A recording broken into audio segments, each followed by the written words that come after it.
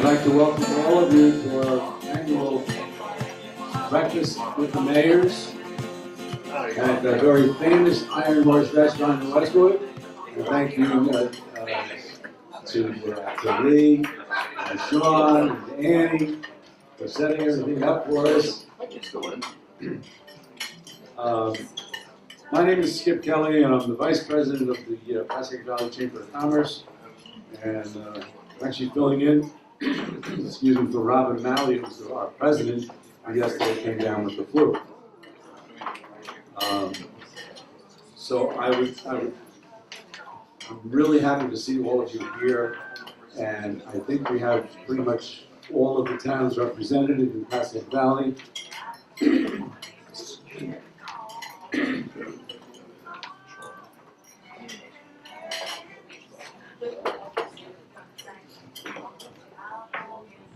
Anyway, we have a few questions for each of the mayors, and they each get a total of 4 minutes to go ahead and speak to you about what's going on in their town.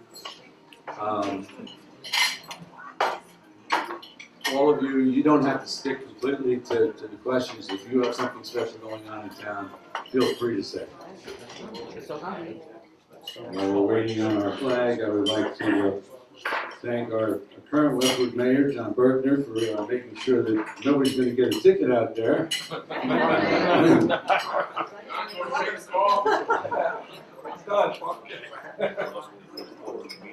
I do too. I just did. If everybody could just please rise.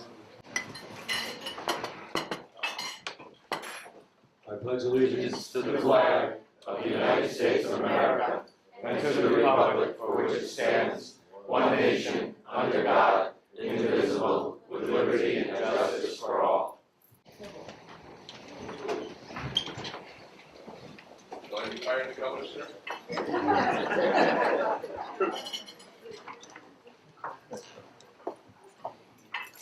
Okay, we have 4 questions for everybody.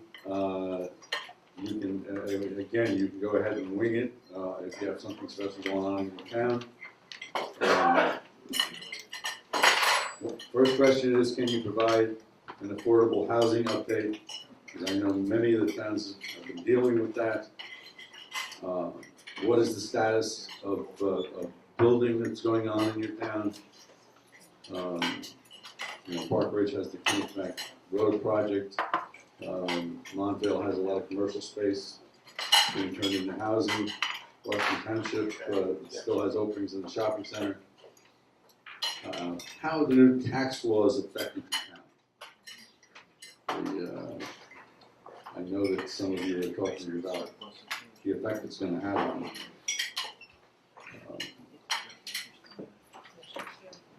as a real estate broker, I've seen a decline in sales of the higher priced homes, and in the prices, I've read about 7 to 15% decreases in home values in New Jersey. What does this do to taxes, schools, and town ratings?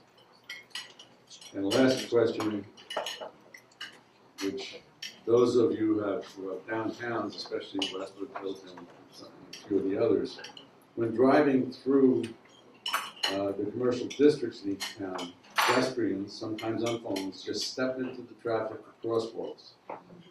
What are you doing to try to make it even safer for those pedestrians? Because we all know, everybody's supposed to stop in the crosswalk, and people are in the crosswalk, and some people just step out anywhere, and it is a problem. And I know a lot of the towns have community policing with officers downtown. So those would be the questions. Again, just feel free to bring up anything else you like, but try to keep it to the 4 minutes. And we actually have your time. We try to get everybody out of here by 9:15. That's usually the goal. So I'm going to go ahead and start with our Emerson mayor, who has a lot going on in his town, Mayor Lou Longino.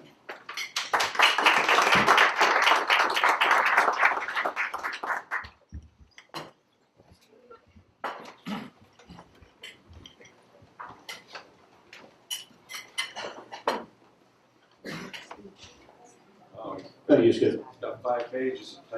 Actually, 6. I've got my 18-minute mayor's message with Bob Hoffman cut down to 9 minutes. I can't use the 9 minutes, so I just got to throw this away and wing it. So we're going to talk again about redevelopment in my downtown. The project, Kidney Bank Road project is done, but the tweaking is not done. There's still some issues with New Jersey Transit and DOT. Actually, we have a meeting today at 10:30 with Transit and DOT to work on what's called preemption. What happens downtown, happens here, and happens in our town. The lights go off for downtown stops for a period of time. Right now it's like 45 seconds.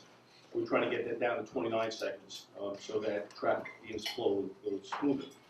And the issue we have downtown is you've got 2 different competing traffic patterns. You have people going north and south, people trying to get east and west. So the more time you give to north and south, the less you give to east and west. So it's a matter of tweaking it to make it best for everybody. Again, you can't favor people in town say we want to be able to get across town effectively. Then people in Kidney say I can't get through the town. So bottom line is transit continues to work on it. We all know what's happened with transit and the issue with transit. The government hopefully will clean things up for us.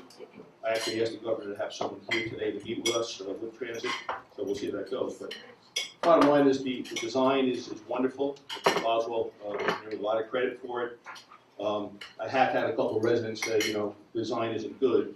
And I'm really dying to say to those people, could you have a better design for us? Can you tell us how you would do it? And there really isn't. The project was started in 2010, the planning, and it finally got done the end of this year. So Boswell did a great job, the county did a great job, the team there was fantastic. So we now have a brand new downtown. So the impetus for doing our downtown, our road, was redevelopment. We wanted to redevelop our downtown.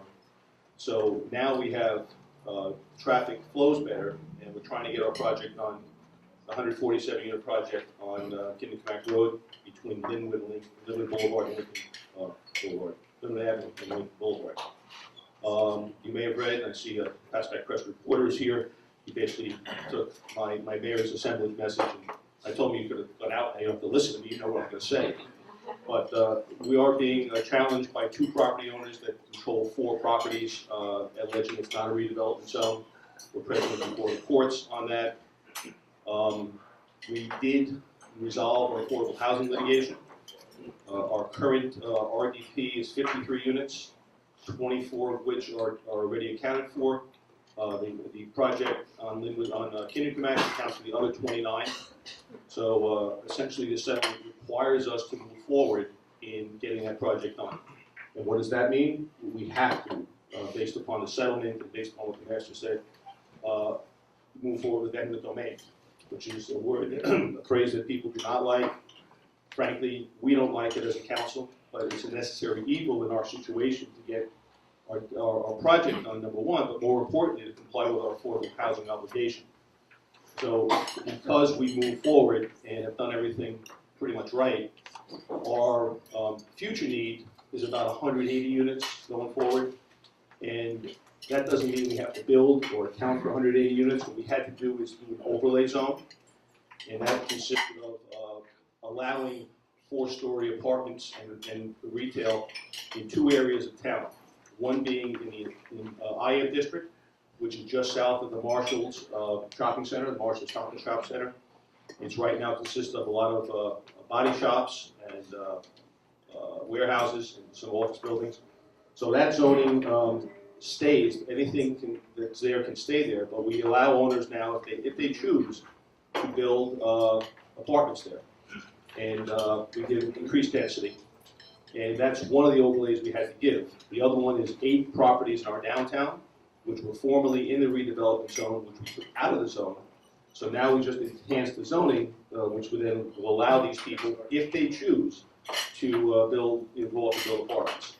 And that, the special master, Fair Share Housing, all agree that that's a viable plan. And that gives us immunity for another 8 years until 2025. So, we have read in the papers about this unmet need.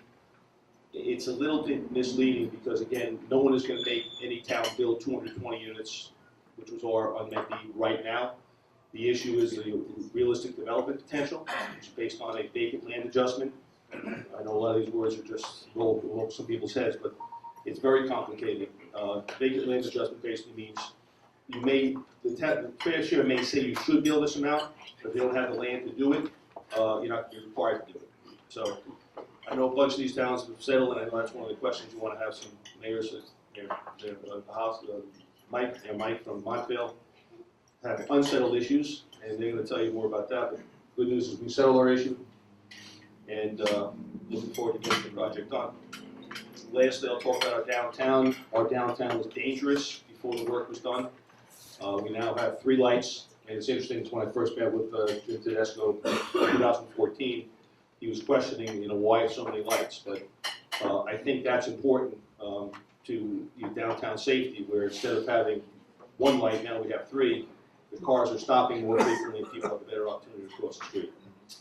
So, I don't know if I went over, but that's what I really have. Any questions for me? I can certainly answer a question. Thanks. Oh, yes. What impact will the county purchasing the golf club have on your town? A very positive impact by way of aesthetics, and improved property in my town. The negative is the loss of tax rate, the taxes, which is about $45,000. Oradell has, it's mostly in Oradell, of course. The course has really taken some lumps over the years. It's not in great shape. Actually, played it a few times when the process was going forward. It's not in great shape. There's trees, felled trees all over the place. So it's going to make the destination. The county has always improved the courses, so we're very excited about that. We'll lose some tax money, but what we try to do is get some ratables through development, and that's why when people say, "Why are you developing?" Well, you lose some ratables, you try to get ratables. Thank you. Thanks very much.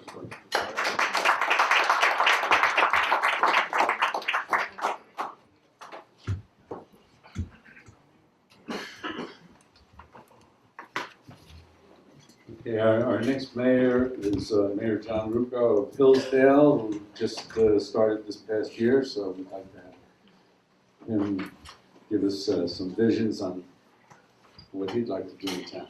Thank you, Skip. I only have a page and a half. Since Lou didn't adhere to his, maybe I won't adhere to mine either. Good morning, thank you for inviting me here. With respect to affordable housing, Hillsdale has settled with Fair Share Housing. We signed an agreement back in October and, late September. And we have our fairness hearing coming up early in February. We don't expect a problem. The settlement basically recognizes we have an RDP of 35, we have an unmet need of 199, and through a combination of mechanisms, which is basically rehabilitation, a donation of property to Habitat for Humanity, prior credits, identifying some properties in the downtown area that, if they turn over, can be subject to certain parameters, and also an overlay zone, agreeing to an overlay zone in town, which we've already been doing for many years in Hillsdale. We satisfy our requirements through 2025 and keep the town safe. The thought here from the council and mayor was that it is better to settle than to fight. Sometimes they decided early on to fight. We didn't think it was wise to do that. Particularly since the arrangement we were able to get for Fair Share Housing really didn't change the character, the overall suburban character of the town.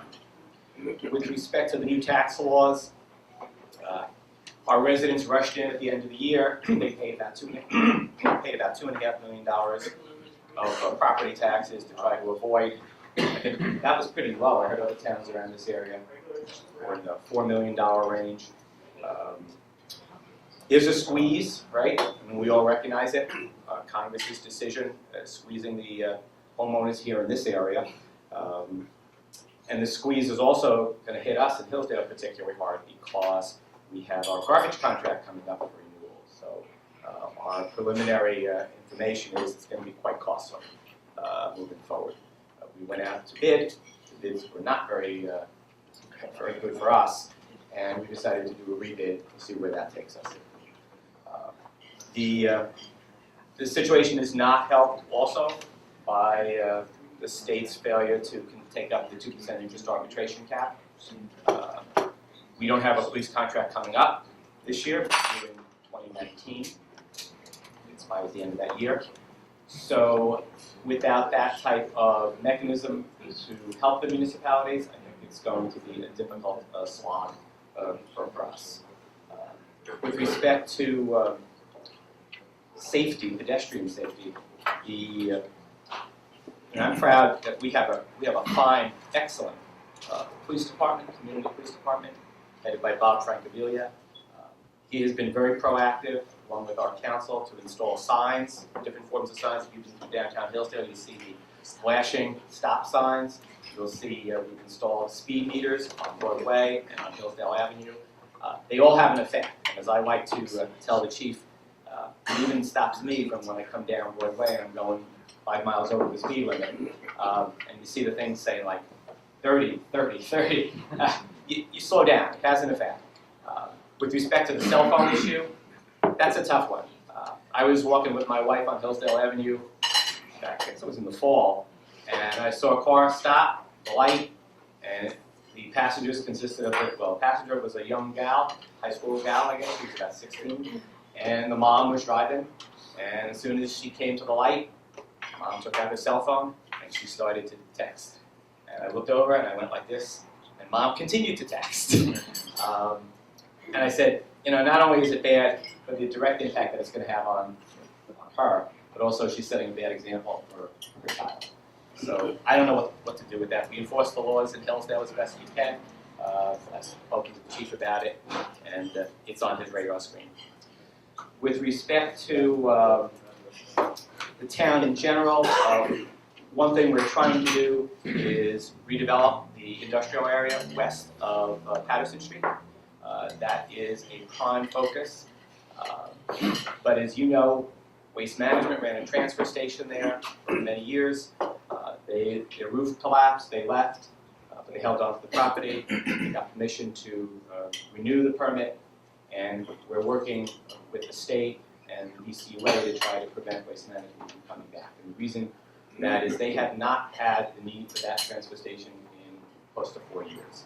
They've operated it with no detriment to their own operations, and certainly with a benefit, not having to get to Hillsdale and Washington Township.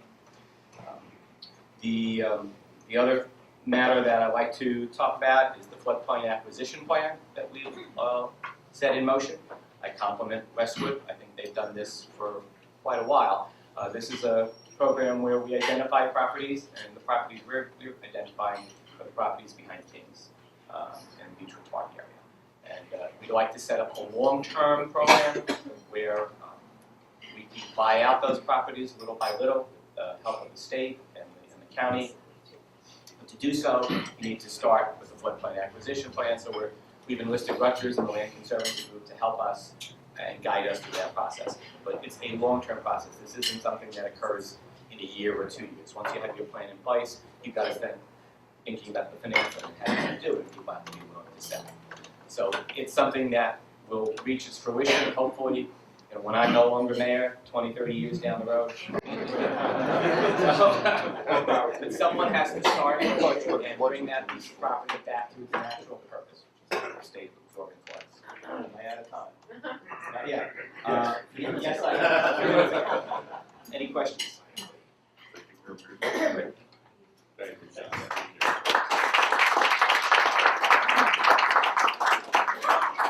It really is very, very hard for mayors to try to tell you everything that's going on in 4 minutes. But we do, again, the goal is to get everybody out of here. Our next mayor was just elected, he just took office a few weeks ago. Our wonderful Assemblywoman Holly Batisi. So much for sneaking out.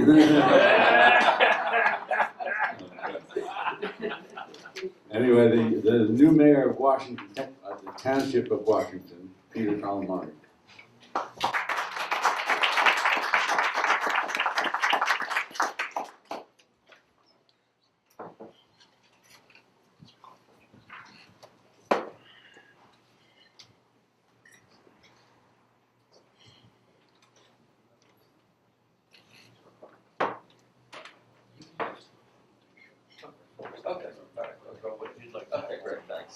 Hi, everyone. Yes, as Skip said, I'm the newly elected mayor in Washington Township, Peter Calamari. It's a pleasure to be here to address you all. I am not big on public speaking, so someone else can probably use part of my 4 minutes because I will keep it very brief being a new mayor, and this is my first one to see how this meeting goes. As far as our COA thing in town, yes, I'm happy to say that we also settled. We just have one small property that we're working on, but expect to have that wrapped up very quickly. Like Skip said, our downtown shopping center is our commercial area. They do have some empty stores, but I'm happy to report the landlord now has gotten on board with lowering the rents for new tenants to see if businesses can make a go in the shopping center. And we have had quite a few new tenants come in and try to make a business in the shopping center. As far as infrastructure, we do have some buildings that need either extensive renovation or total replacement.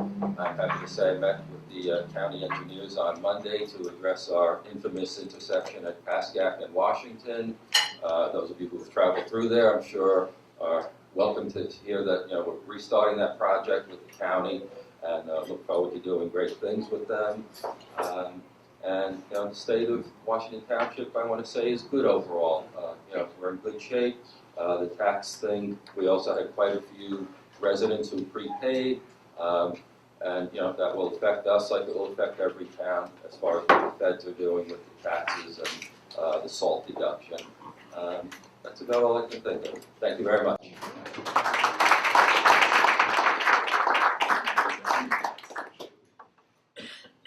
And would the late Mayor Carlos Rendo could not be here because he's on federal grand jury right now. And I believe we have Councilman Corrado Beltramini. Is he here? No. Corrado's not here. Okay. Then we're going to go ahead and have the Vice President of the Pascack Valley Mayors Association, Mayor Mike Casali from Montvale.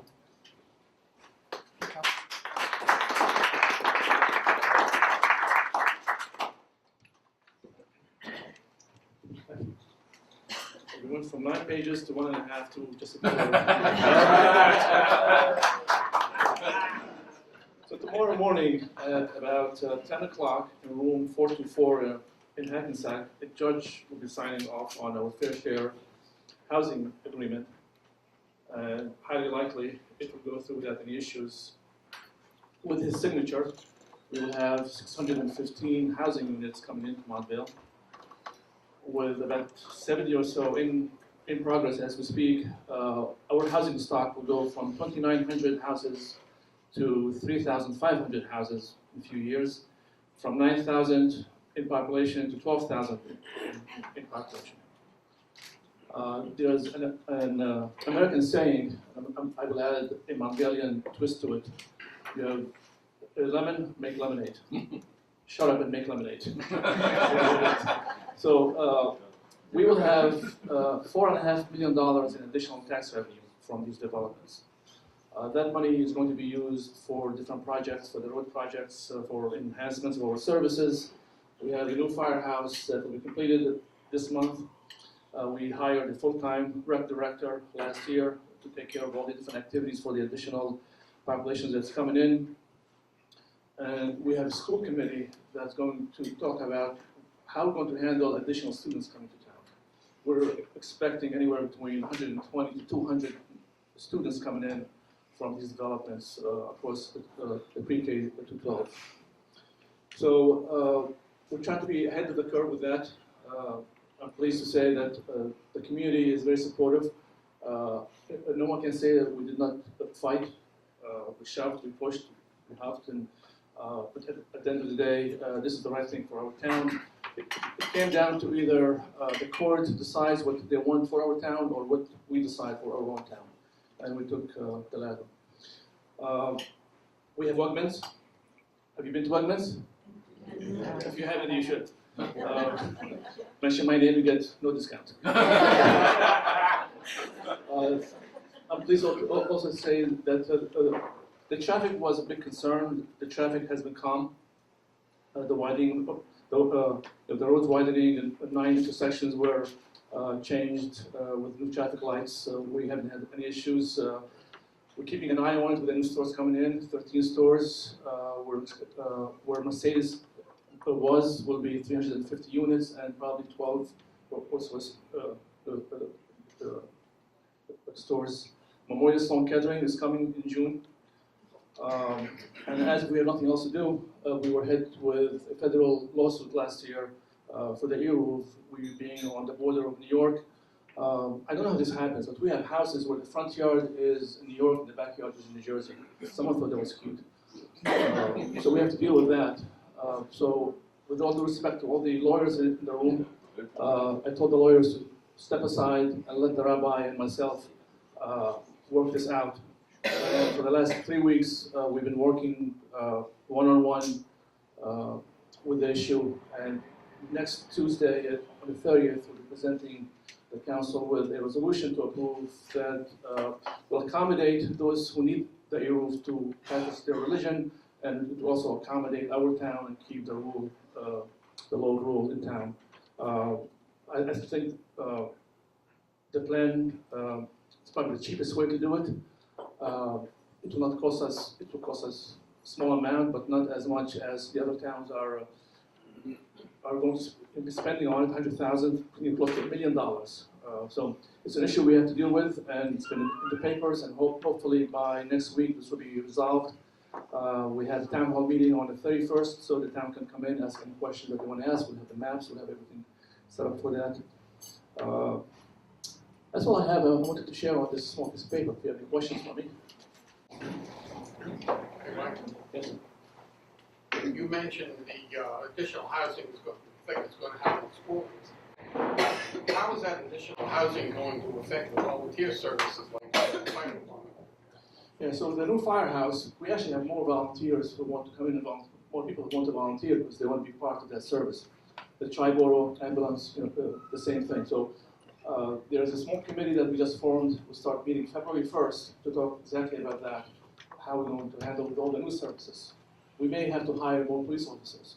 So they're looking at an assessment of what else we need besides that. We have a year to year and a half until all this comes to fruition.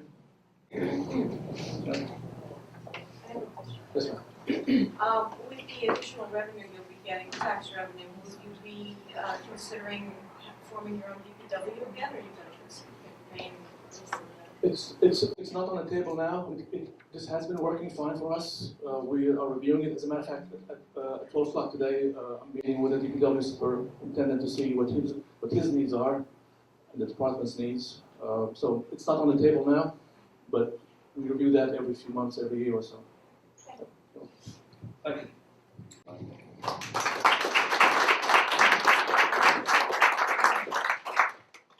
I'd just like to take a minute to recognize just a couple of people. We have besides Assemblywoman Holly Trapeze, we have the Hohokus Mayor, Tom Randall, longtime mayor, and we have former Hillsdale Mayor, Tim O'Reilly. Tim and I served at the same time when I was mayor of Westwood. Our next speaker is our new president of the Pascack Valley Mayors Association, Mayor of Oradell, Diane Padilla.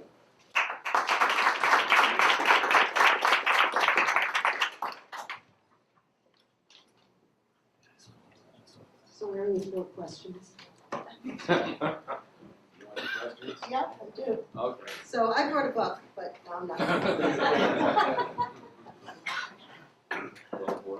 So affordable housing. With respect to affordable housing, we have not yet settled our affordable housing need obligation. That's in the process, and someone earlier asked about the impact of the purchase of the golf course by the county. Actually helps us with our affordable need numbers because that will now remain green space and is not available for development. Whereas if a private developer had come in, bought that property, we could have been faced with a large development that we couldn't handle from an infrastructure-wise position, or schools, etc. So we continue to work on that. We're also waiting to see what happens with the court hearing down in Mercer County. Some of you may be aware of that. It was a 41-day trial. We were supposed to have a decision in the summer. Summer became October, October became December, and here we are in January still awaiting that decision. But that may give us all statewide some guidance on the RDP and other numbers that are required by the municipalities. So that's the affordable housing. The status of building in our town, we really don't have that much undeveloped land. What we are doing right now, though, is going through a master plan redraft. Plan hasn't been looked at since 1988. It's been re-examined, of course, but it hadn't been redone in that many years. So we actually had a charrette last night. We've had 3 of them over the past year and a half to get the public's input. A big part of our focus in the early meetings was the redevelopment of our downtown corridor, making it safer for pedestrians. We talked about that also. So some of the suggestions there involve bump outs at the intersections to allow a pedestrian to walk out further into the roadway, but on a safe sidewalk so they can see the traffic that's coming and the cars can see them before they step out behind a parked car or something like that. So we're looking at things like that. As well as the signage that has the flashing lights and crosswalk markings. And I'm grateful to the mayor of Emerson North to me to get those lights tweaked because my residents complain about the traffic that backs us up into Oradell, which I'll send to you when they call me. You should come 10:30. So that's that. The tax laws. So Oradell was one of those communities that collected $4.5 million in prepaid taxes. Somebody mistakenly said to me, Mayor, that's great, now we can prepay our debt. I said, no, we can't. We need that money in March and June, and we're not getting it to maintain our budget and pay our employees, etc. But I'm concerned about the effect that will have on our home values. I'm also concerned for towns that bump up against their debt ratio to market value, because as the market value of our homes drop potentially, that debt ratio may exceed what we're allowed under the law, which would require the municipality to seek a waiver from the local finance board. So I have some concerns there. We're looking very actively at Congressman Gottheimer's proposal to get a charitable fund line in the budgets to perhaps be able to have our residents donate money to various items in the budget in excess of the $10,000 that they're allowed to write off under the real estate tax law to maintain a deduction. So we'll see how that goes. I was on a conference call last week with many of the other mayors, and we'll see how that develops, and they have the best legal minds looking at it, and the process, it's done in other states already, so we have to find out what it is and what the process would be. So that's the way we can help get some relief to our homeowners with respect to those taxes. I think that's it. This one? Okay. Safety of pedestrians, new tax laws, building size, affordable housing. I got it. Anybody have any other questions? Sure. On the tax law, a number of people prepaid their first 2 quarters. Yes. They were billed that. Some people also paid an estimated for third and fourth. Are those going to be refunded, and what is the status of beyond June 30th? I don't know that anybody has asked for a refund of those third and fourth quarter taxes. I don't see why they couldn't be refunded if the municipality was requested, because from what I understand, and I'm not a tax lawyer, the IRS and right now would only allow those taxes to be written off that were already assessed. And with the third and fourth quarters not being assessed, you know, I think it's up to the individual homeowners. I don't see why it could happen. We approve resolutions all the time to refund overpayments of taxes, so I think it would probably follow the same lines. Any other questions?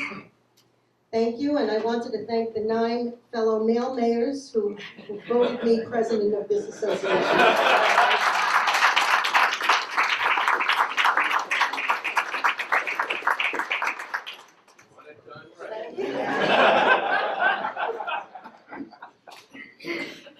And quickly, I'd like to say that, you know, this organization, Pascack Mayors Association, is the oldest of its kind in the state of New Jersey. It's now 52 years old, actually going on 53 years old, and we've been having this breakfast in the Iron Horse for 40 some odd years, I guess. It's quite a few. So our next speaker, the Mayor of Old Tappan, John Kramer, could not be here today. but an old friend and the administrator of OPAN, Pat O'Brien.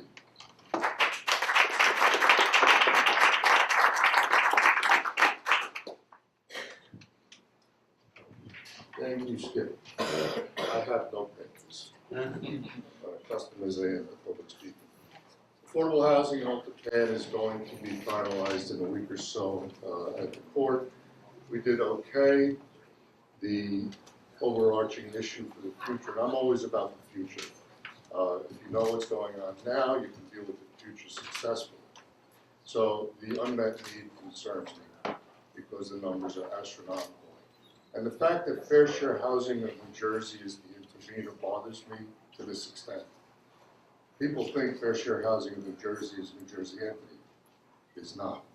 It's a private, nonprofit corporation representing developers, and they have a great deal of sway on what's going on. So what do we need to do? I think that all of you should be jealously considering how development happens over the next several years. Clearly, retail development is going to change. With the internet and so forth, you can see changes. I live in Paramus. So what are we going to do? What do you need? What does enterprise look like in the future? And you guys are all heavily invested in that. So you should be giving your opinions to the mayor and councils so that they can develop something that is useful. Residents like useful. And they don't mind seeing people pay taxes for that. So we need to get in front of this. It's an opportunity, not a dilemma. The new tax laws, Japan also collected more than $4 million. Reimbursement, I'm not sure that they've decided what it's going to be. I think what the mayor said is the logical choice, but I'm not sure that that's what's going to happen. We'll see. We are directed by these agencies above. What's happening in the federal government, what's happening in New Jersey, the new vision of the new governor, the rules change, and now we have to play the cards as best we can. Clearly, there's going to be differences. We talked about the safety and community policing. I was fortunate enough to be the director of community policing for the state of New Jersey in the late 90s. And we were charged with teaching police and working with the public on problem solving and community policing. Some of the dilemmas I see coming up, the traffic easement situation is difficult, and we need to educate everyone. You may be permitted to walk at the crosswalk and traffic may have to stop for you, and that is the law. But the remedy is not a ticket after they hit you. So we've got to educate people, same thing with texting and some of the other things that are going on. With the marijuana law, I have no opinion about marijuana one way or the other. I think medical marijuana has a strong place in our society. I am concerned about the details for law enforcement. If we are allowing marijuana, someone put on the internet recently, I'm a police officer, I'm called to a home, a party is smoking his legal marijuana on his deck, next door neighbor is not real pleased that his son is being introduced to this and would like something done. What does that police officer do? And what are the rights of each to not be exposed? And yet we aren't allowing cigarette smoking in public areas. So I just see, these are just the little dilemmas that have to be ironed out so that we don't have issues like that. Finally, I want to thank Holly for her work and many of the legislators in the state over the last several years. I was very, very disappointed that the government did not sign the volunteer bill. Big mistake. We have volunteers, a great many of the volunteers in your boroughs are actually public employees. You'll find a lot of your firefighters are DPW people. EMTs are supported by your police department in many cases. There's a strong interaction. And you have some of these people who are retired 25, 30, 35 years in the service. DPW superintendents who retire, you're looking to buy a fire engine, you're spending $1 million, and that person cannot participate in the development and spec of that engine because he might lose his pension. And the might is a very strong will and have to pay it back because they volunteer. It's crazy. So I hope Holly will introduce it. She can count on our support, whatever help she needs. And also on development. Montvale's looking at a large increase. We're always looking at costs to the borough. I am actually concerned about the planning. Where are we getting the potable water? What about the electric?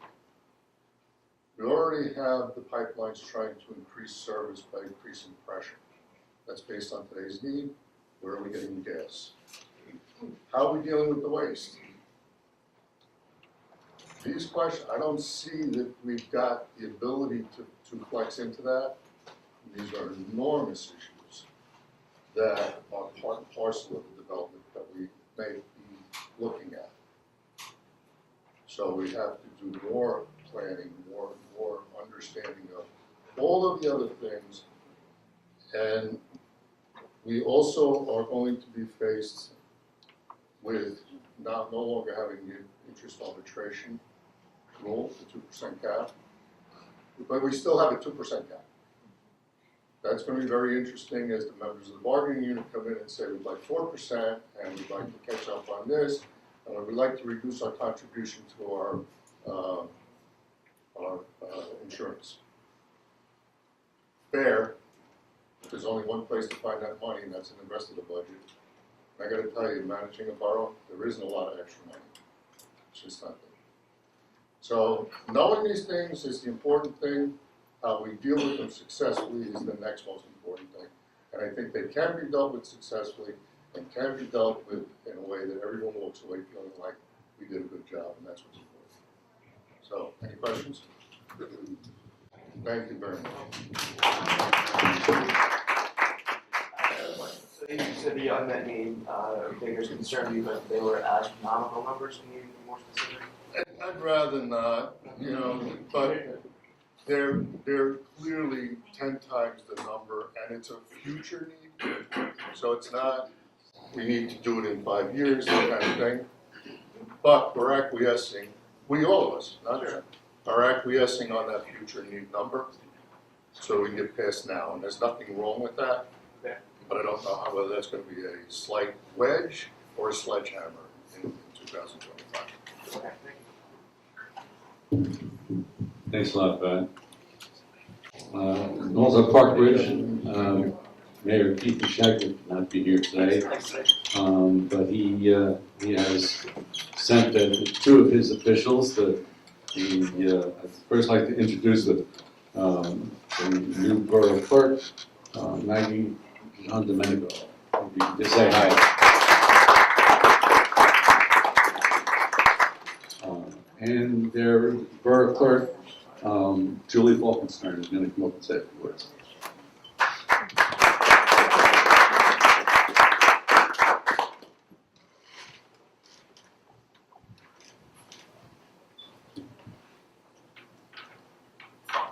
Okay, with respect to affordable housing, we are still in litigation, so we're dealing with the same issues as everybody else, but I'll leave it there. We have a downtown redevelopment project that is 3.5 years in the making. We're hoping they will start in the spring, so that we have a vibrant downtown that I think is much needed. Taxes. We collected $3.5 million in prepayments, so I think that highlights the need that people are concerned about. We're supportive of the congressman's tax idea. I know we've been in the news. We participated in the conference call to learn a lot about it last week, and we're hoping it makes it through the legislature so it'll be viable for everyone.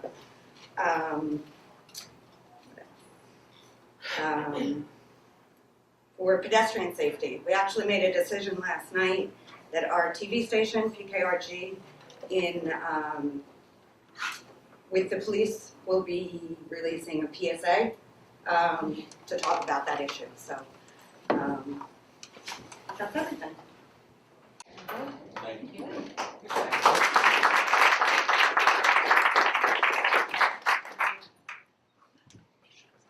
And Riverville Mayor Glenn Jasonowski could not be here today. Does he have a representative here today? He's hoping to send his administrator, I guess not. Then, as tradition has it, we have our host mayor. Corrado's here. Corrado did come, sorry. Sorry about that. Go Elizabeth Wood.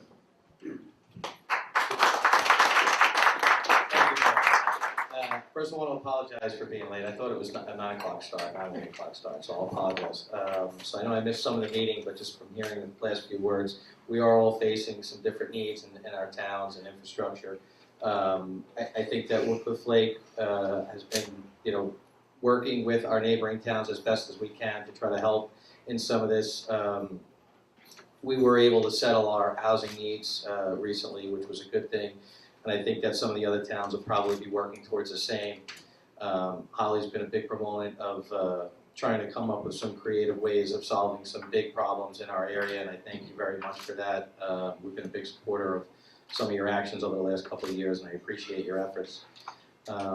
With our neighboring towns, more specifically Park Ridge, Woodcliff Lake, Hillsdale, and Montvale, we've been specifically trying to work towards our walkway project there.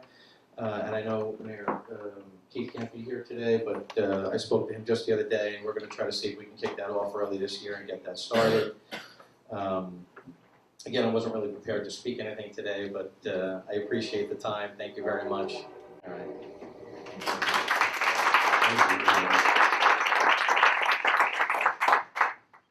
Okay, and now to wrap it up with the mayors, our host mayor, Westwood Mayor John Burke.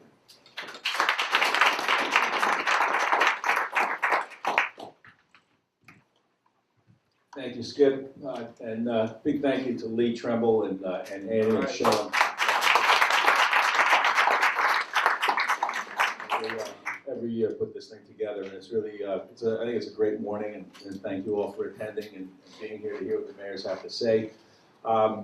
Give me 4 topics, right? I've got about 100. But affordable housing.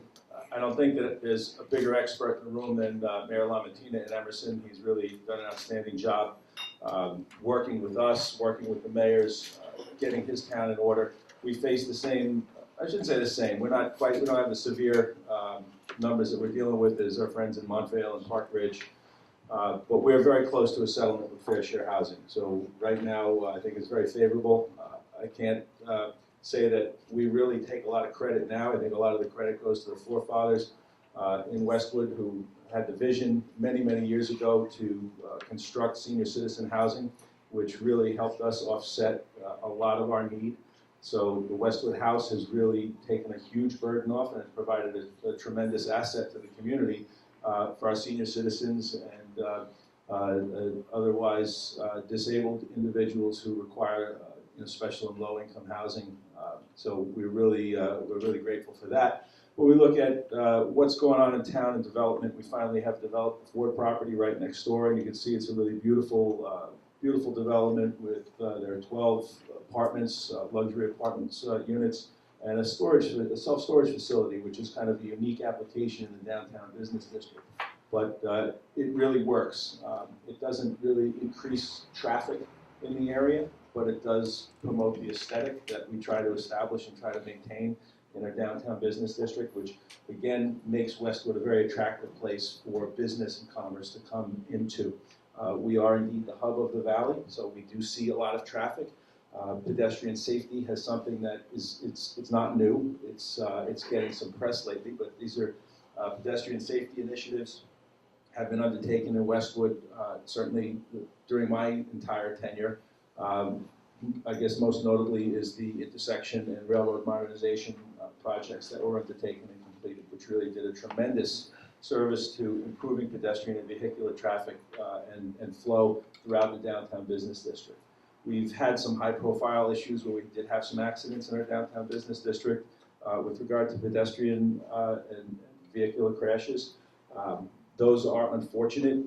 Again, this is a public awareness issue. People do need to understand that they need to slow down. It's a narrow strip down Westwood Avenue. And pedestrians need to understand that they cannot just get out of their car and run across the street in the middle of traffic. They'll cross at the green, not in between, that we heard decades ago. It still stands true. People need to pay attention to crosswalks. They need to. There's a shared responsibility between drivers and pedestrians. If you look at the downtown business district, I think someone touched on it a little bit before. Maybe Pat, you're talking about Paramus.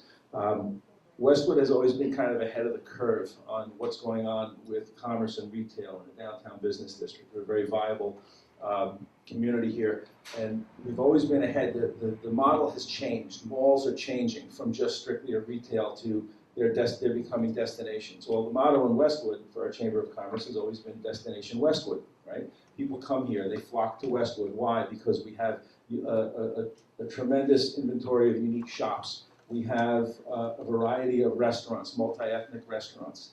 We have a movie theater. We offer tremendous programs, movies in the park, concerts in the park. We have events that are centered in Westwood that bring people into town. So these are all real positives that happen. Well, so Westwood has kind of embraced that model of providing service and entertainment in addition to commerce and industry. So we really do kind of have it all right here. So we've been continuing in that model and continuing in that path. With regard to the new tax laws, I don't like them, but they're here. And we've had $1.8 million in prepaid taxes. We're concerned about the effect, as I'm sure a lot of the realtors in the room are, concerned about the effect on property values in this regard.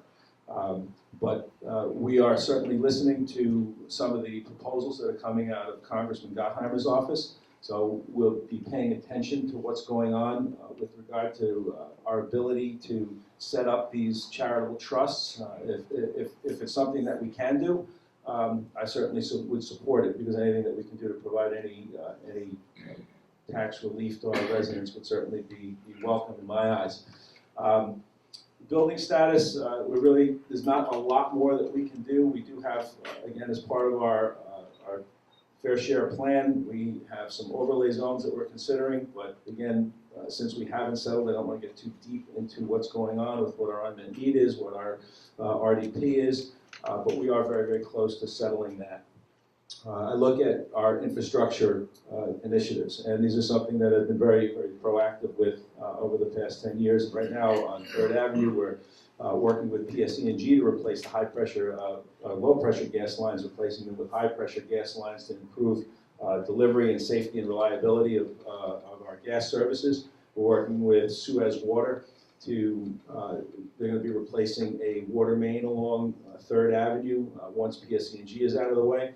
And with regard to Mayor John Rucco in Hillsdale touched on the flooding issues. We acquired our 6th home in our flood-prone neighborhoods this year, and we demolished that recently, which I think is a huge benefit for the people who live in that neighborhood. We've been very proactive in flood mitigation and control. Our efforts continue with the state of New Jersey with regard to getting the reservoir levels of the Woodcliff Lake Reservoir lowered to a 91-foot operational level year-round. It's a pretty long, I could go on for an hour about that, and so I won't, but I'm hoping that the new administration in Trenton will be met a little bit more favorably with our requests, which are extremely reasonable. We look at just some of the issues that we have. We're mitigating our old police pistol range. We're going to turn that into more park services down at Westdale Park. We're looking at grant opportunities. That actually is fully funded through a grant opportunity. And then I look at our social infrastructure. I think that 2017 was a very big year for that highlighted Westwood social infrastructure and some of the things that we've done. I think by our display of the Pride flag in June was a testament to Westwood's commitment to ensuring that Westwood is recognized as an inclusive and welcoming community. We're the only town in Bergen County that displayed that flag directly on their municipal building. We were a leader we recognize people's differences. We recognize that all are accepted here. In August, based on the tragic events in Charlottesville, we held a Westwood Unity for Peace rally here right across the street. It was attended by several hundred people on very short notice. And again, it demonstrated that here in Westwood, we believe that very fine people don't march with Nazis. We demonstrated that we are indeed a welcoming community here in Westwood, and that we are indeed searching for peace and searching for answers. We recently held a Martin Luther King Day celebration to commemorate the life and work of Dr. King. I think in these times that we have, those types of activities are extremely important. And then, again, we have our physical infrastructure that we're improving. We're working with initiatives to improve safety and always provide public safety with our police department, our emergency services, get all the support and help that they need. But there's a lot of emotional support that needs to be also out there, and we've done that very well with our stigma-free programs, our library, working with the hospital, working with Meals on Wheels and Jean. So there are really there's a lot of service that's occurring here in town, and I'm really proud of what has happened in light of a lot of the acerbic politics that come out of Washington. I think Westwood has again been a leader and above the fray. Our Assemblywoman, I'd like to thank you for being here today. Holly is always visible, she's always around. Some of our other elected officials are more like leap year, they only come out. Election year, Holly's here and is active all the time, and appreciate her efforts on, for our first responders and all the other initiatives that she's brought to legislation this year and in her term. So I could go on, but I won't. I want to thank you again. I know you all have busy days, so get at it, and we're happy that if anybody gets a ticket, it's on Skip. I also want to just thank Skip Kelly as the president of our association, as the secretary treasurer of our association. He's doing a great job, and it's really great to have him back in the fold and as a kind of a mentor and a leadership personality with all of us. With a lot of new mayors and representatives, so it's great to see the program and the organization growing. So thank you to the chamber, and thank you, Skip.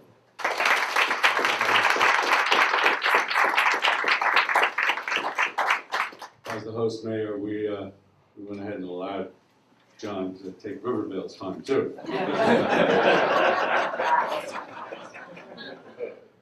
And he brought up one thing about, all the realtors in the room that are concerned about these new tax laws. I happen to be one of them with Freeburg Properties in Riverdale, and we're all very, very concerned about what it's going to do to home sales. If you can only, and people have to realize that that $10,000 cap is not just your property taxes, that's your state income tax also. So it really has a huge effect on all of us.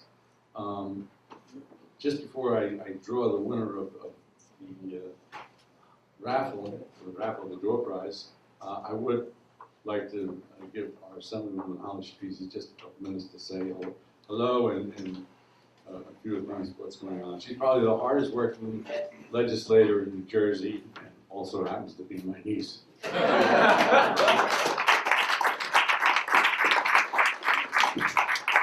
So I'll keep this as short as possible. We all face the same issues amongst our communities. As a result, I've decided to take one for the team. I just agreed to sit on the education, housing, health, and the Joint Committee on Housing Affordability committees for the state of New Jersey. And although it's going to be a very heavy lift, one of the things that I've found in the past couple of years in office is unfortunately we compartmentalize a lot of these issues which are so intertwined. We talk about the property tax issue, the SALT deduction. The majority of our property taxes in our area stems from our school funding. And more than 70% of a lot of our communities' tax burden goes directly to schools. And a lot of people don't understand that we currently receive per student in our entire region generally less than $700 per year per child, inclusive of special needs funding. So one of the first kind of bipartisan initiatives that I'm focusing on, and I spoke with Senator Loretta Weinberg about last night, as well as Senator Sarlo and a bunch of other people from Bergen County, is us banding together as a bipartisan coalition of Democrat and Republicans and try to force at least a floor, a minimum of school funding per child that can follow children from public school to public school of $2,500. And if we were to give each child $2,500, it would immediately lessen the burden on every single one of our communities, while also not breaking any sort of budgets for school funding at the state level. So that's something that I'm really going to focus upon. Second one is affordable housing. As you heard from the mayors, although many of our mayors and many of our towns have settled, this is an issue not going away. The unmet need obligation will resurface, and it's kind of, towns get picked off. This time it was Park Ridge and Montvale because they had large businesses disappear, and so they're getting enormous obligations. Next time it could be Riverville, or Westwood, or Emerson, or Hillsdale. So I've reintroduced legislation. Good news is I actually have bipartisan support now that the election is over, with a lot of my colleagues on the other side of the aisle going, we really need to fix this. So some of the suggestions included would be raising the cap. Right now we have phantom caps on the amount of housing that gets counted for seniors for special needs. We would increase that to 50%.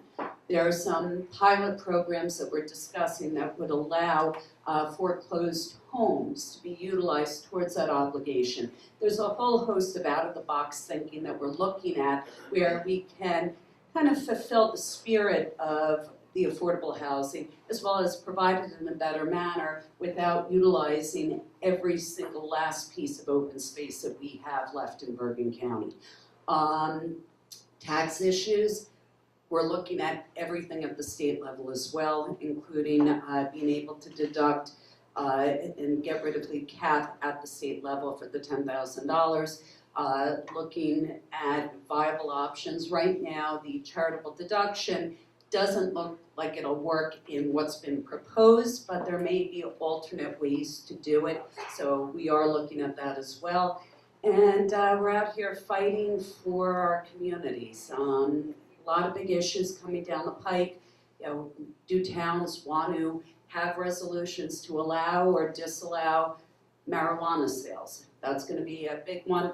Right now, there don't seem to be enough votes in either the Senate or the Assembly to pass the full legalization of marijuana, but it's an issue that's not going to go away, and something that communities have to start thinking about as to whether or not you want to embrace it or not embrace it. So looking forward to working with all of our mayors and hopefully being able to provide some relief for our communities so that we don't lose our property values and have additional businesses leave. So thank you for putting this together. And